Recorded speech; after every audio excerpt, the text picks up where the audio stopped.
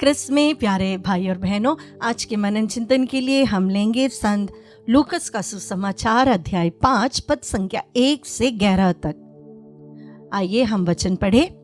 एक दिन ईसा गेनेसरत की झील के पास थे। लोग ईश्वर का वचन सुनने के लिए उन पर गिर पड़ते थे।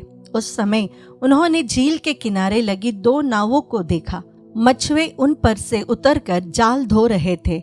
ईसा ने सिमोन की नाव पर सवार होकर उसे किनारे से कुछ दूर ले चलने के लिए कहा। इसके बाद वे नाव पर बैठे हुए जनता को शिक्षा देते रहे। उपदेश समाप्त करने के बाद उन्होंने सिमोन से कहा, नाव गहरे पानी में ले चलो और मछलियां पकड़ने के लिए अपने जाल डालो।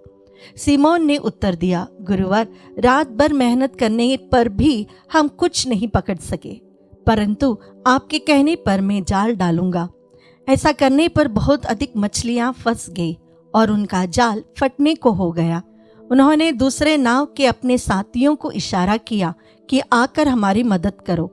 वे आए और उन्होंने दोनों नावों को मछलियों से इतना भर लिया कि नावें डूबने को हो गई।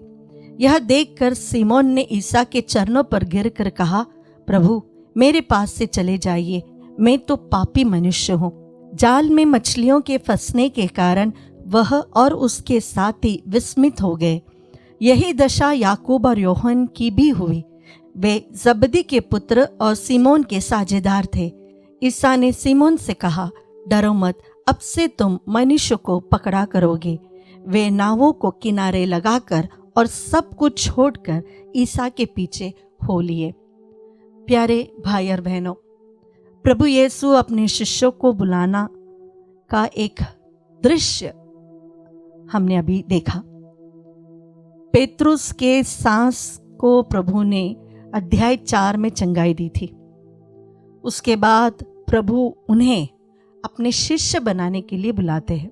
जो बात मुझे इस वचन में सबसे ज्यादा अच्छा लगा यह है कि सिमोन एक मछुआरा था। वो समुद्र के बारे में, मच्छियों के बारे में, जाल कैसे डालना उसके बारे में बहुत अच्छे से जानता था।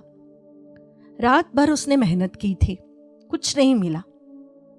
और हम सब जानते हैं, आमतौर पर मछुआरे रात को या एकदम सवेरे ही मच्छी पकड़ने जाते हैं, दिन में इतना नहीं, क्योंकि वे दिन में मच्छियों को पकड़कर किनारे आकर बेचते हैं। लेकिन यहाँ पर हम देखते हैं कि प्रभु दिन के समय सिमोन से कहते हैं, मछलियां पकड़ने के लिए अपनी जाल बिछाओ। प्रभु यीशु एक कारपेंटर थे और सिमोन एक मछुआरा।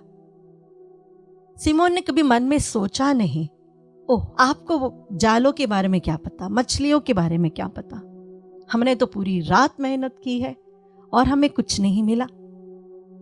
बस सिमोन ने अपनी दशा बताई। वहां पर पूरी रात हमने मेहनत की, कुछ नहीं मिला, लेकिन आप कह रहे हो इसलिए मैं फिर से जाल डालूंगा। प्यारे भाई और बहनों, कई बार हमारे जीवन में जब कोई व्यक्ति हमको कोई सलाह मशवरा दे रहा है, जो हमसे बड़े हैं, बुजुर्ग है, या प्रभु ने अपनी प्रज्ञा की आत्मा उसमें बरसाई है, इसलिए वो कुछ अच्छे एडवाइस दे।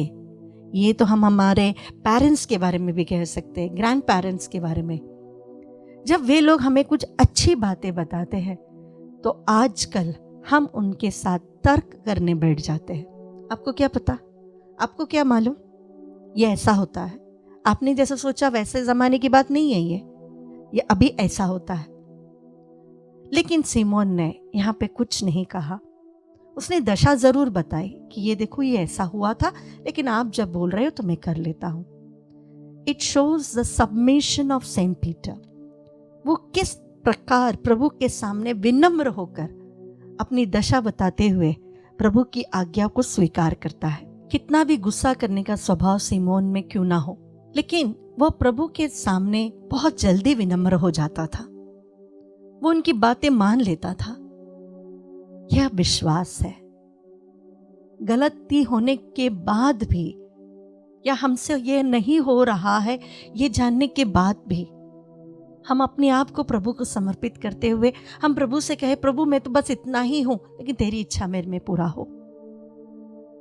जब प्रभु ने यह चमत्कार सीमोन के सामने कर कर दिखाया, सीमोन को अपनी दशा के बारे में ज्यादा जानकारी हुई। तब उसने कहा, मैं तो पापी ही हूं, मेरे में तो कोई अच्छाई है ही नहीं, तो प्रभु मेरे पास मत आना। यह जब सीमोन ने कहा तो सीमोन कभी नहीं चाहता था कि प्रभु उससे दूर चला जाए, बल्कि वह यह चाहता था कि प्रभु जान ले कि मैं तो कितना गिरा हुआ इंसान हूं। प्यारे भाई और बहनों, जब भी हम प्रार्थनाएं करते हैं और उस प्रार्थना में प्रभु अपनी इच्छा हमारे जीवन के बारे में जो है वह प्रकट करते हैं, तो बहुत तर्क हम करते हैं।